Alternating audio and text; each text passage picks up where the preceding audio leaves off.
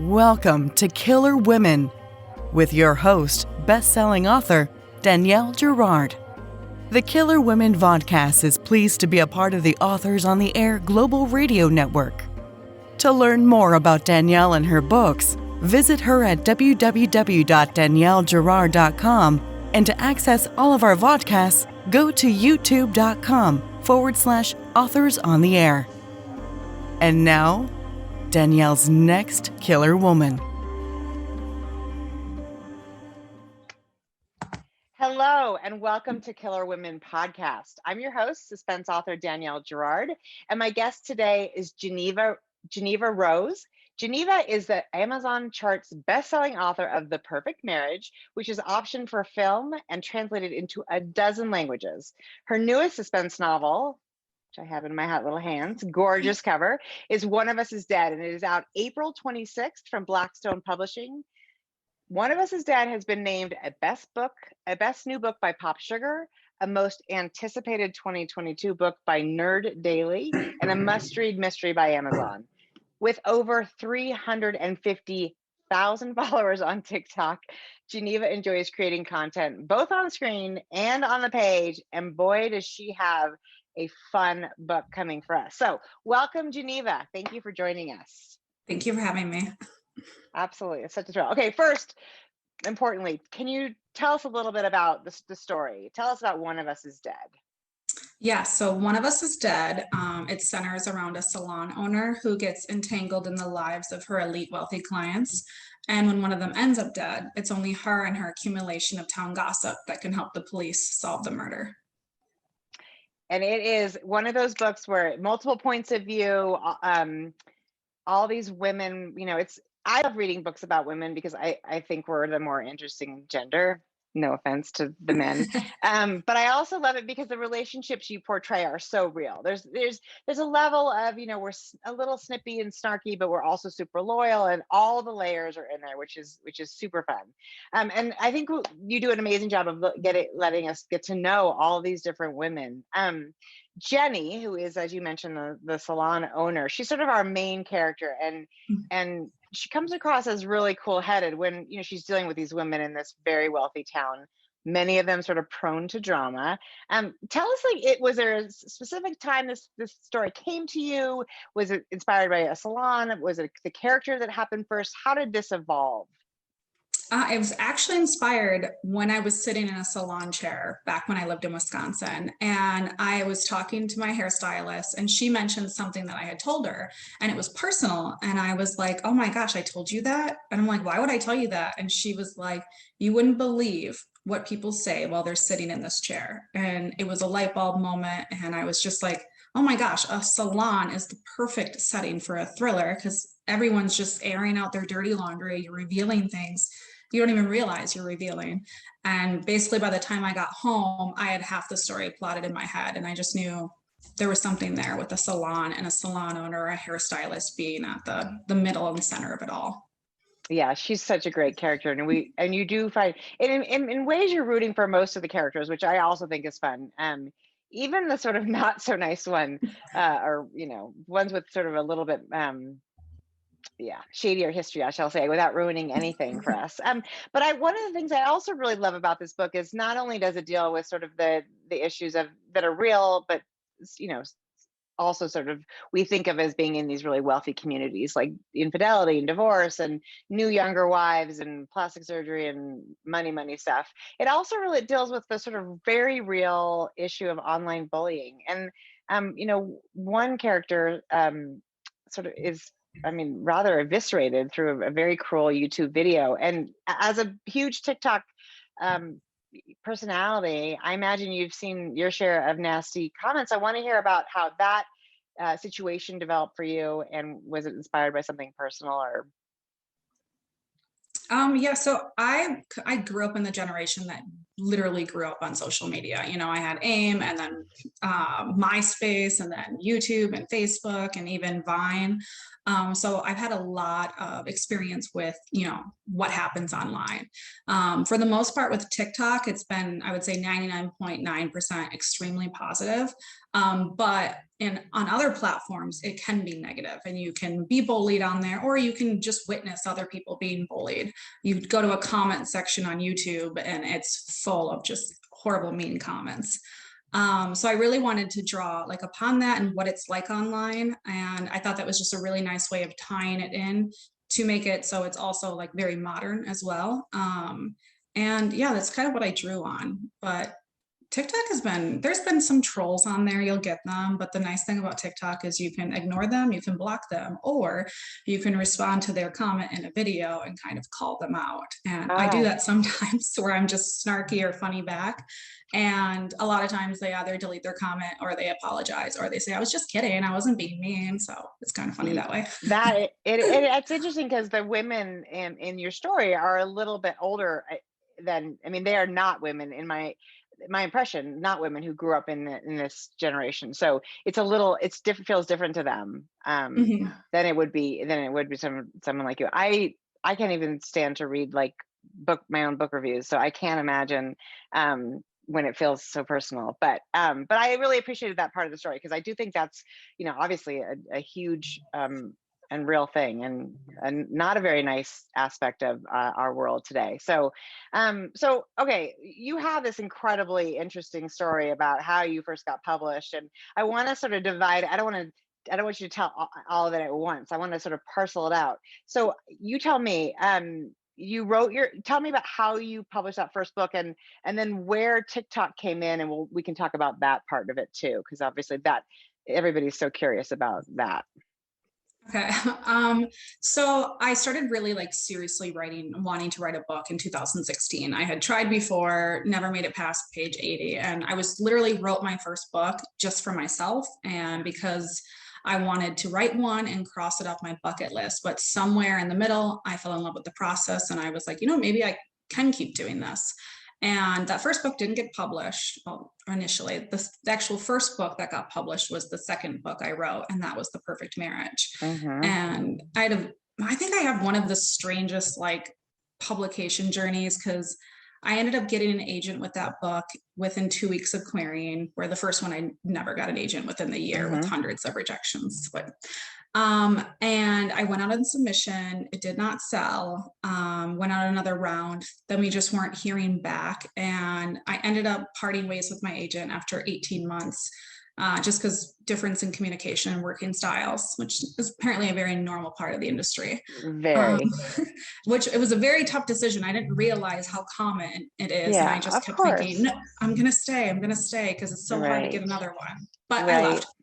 And I kind of got, I realized I couldn't query The Perfect Marriage because it had already been out on submission and no agents wanted to see it. And I was just like, well, I really believe in this book, and I think I can sell it even if I don't have the backing of a big publisher.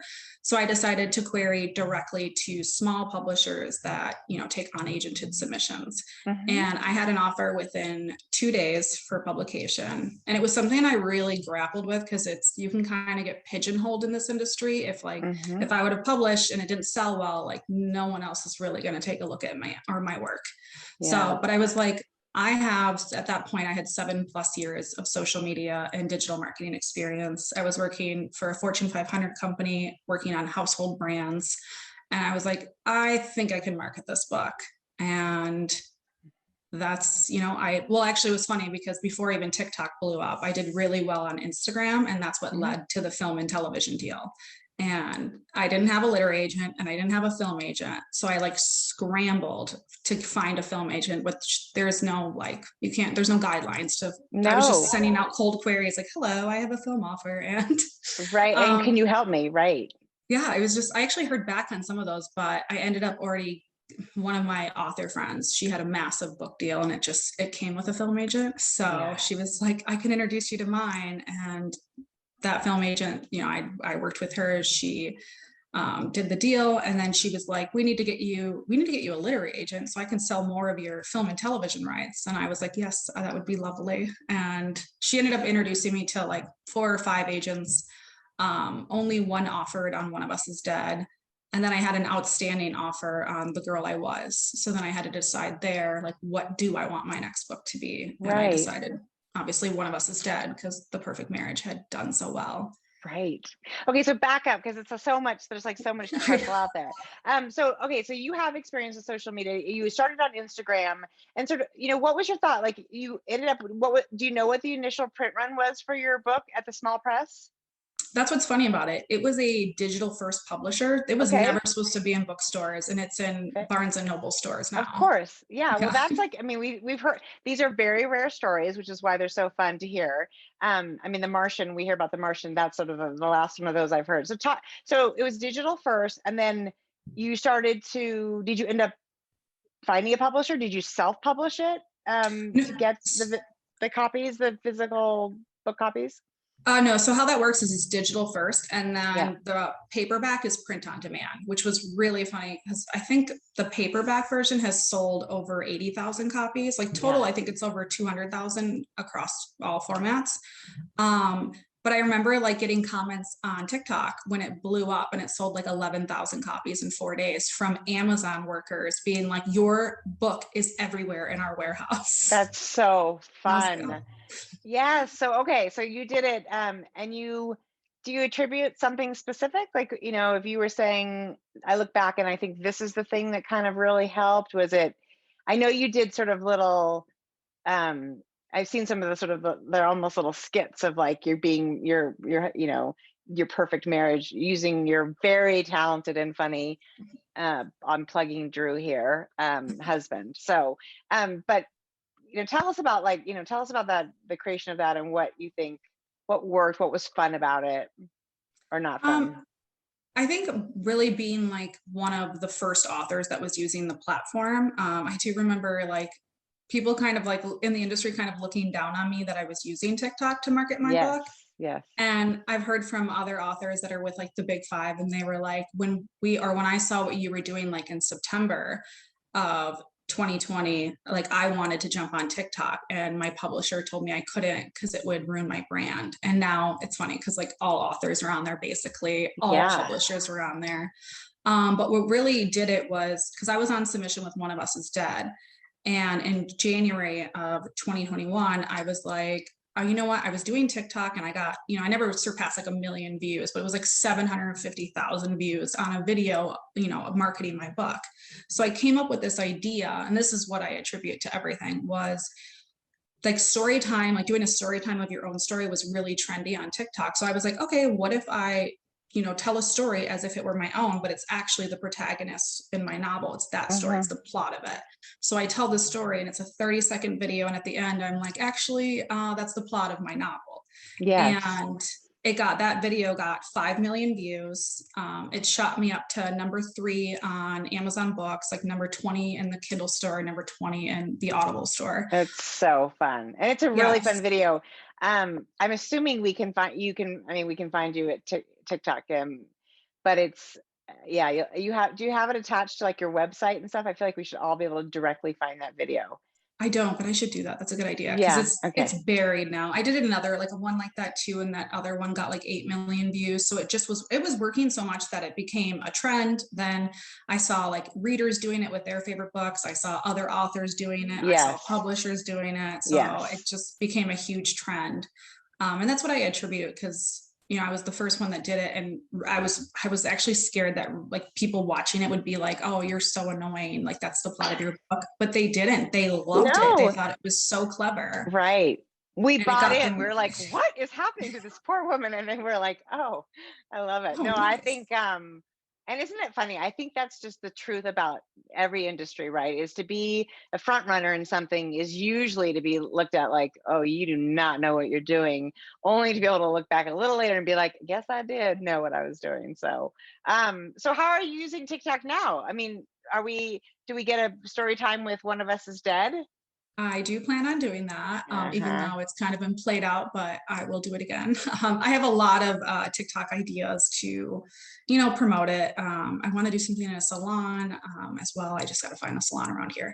Yeah, I have a lot of ideas. And what was really cool was like, I went on that first submission round for One of Us is Dead and it was all Yeah. rejections. And then I blew up on TikTok and my book was a bestseller and we were going out on submission round 2. And all of a sudden the offers started pouring in. Of So course, of course. publishing really took notice and was like, and now they know, like they're all on there now. Yeah, I mean, I think it's interesting because one of the lessons I've learned, and my first book came out in 2000, so it's been a while, is that really the publishers do look to authors to find, markets and niches for their books.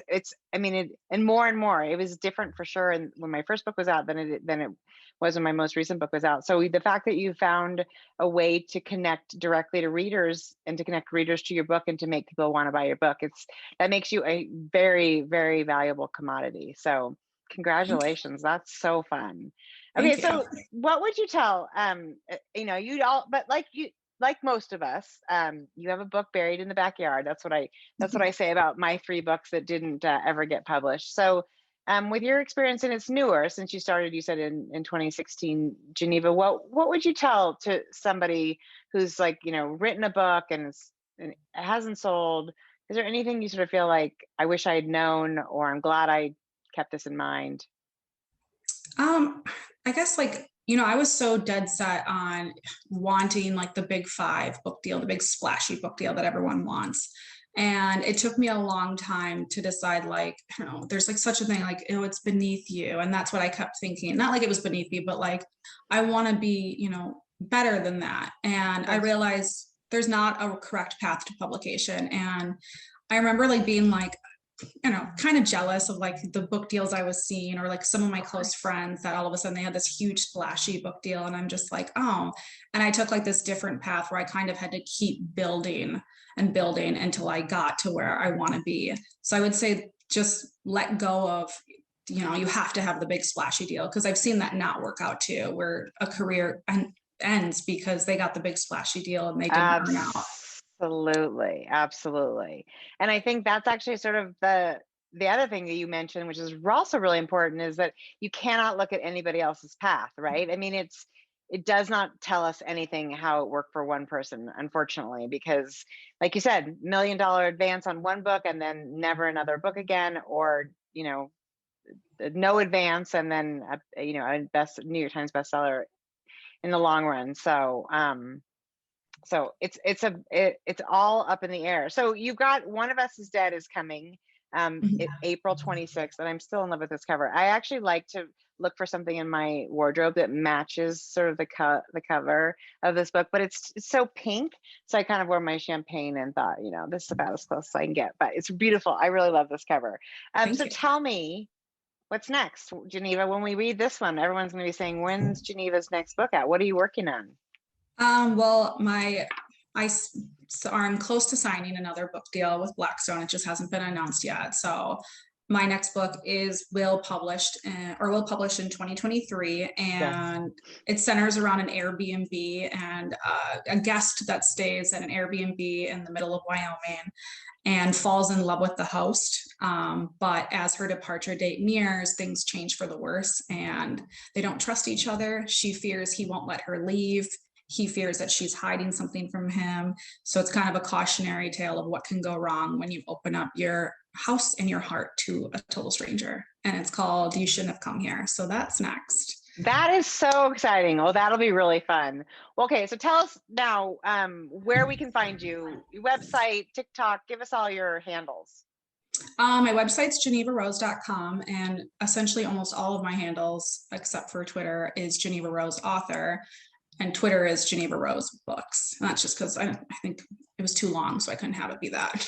Yeah, I know unfortunately, mine are all different and it is a little bit confusing, but that's so wonderful. Well, you guys, everybody who's listening, I did find this one of those, just stay up. I'm just one more chapter, just one more scene from one more character until the very last. And then I thought, oh, I have it figured out. And then the next time I'm like, oh, I do not have it figured out. So that was really fun. It was a really fun read. You took us on a great ride. And I love hearing about TikTok because it is not my generation. But as I told Geneva before this call started, my daughter actually follows Geneva. So I got a little street cred here at home by the fact that I know a famous TikToker.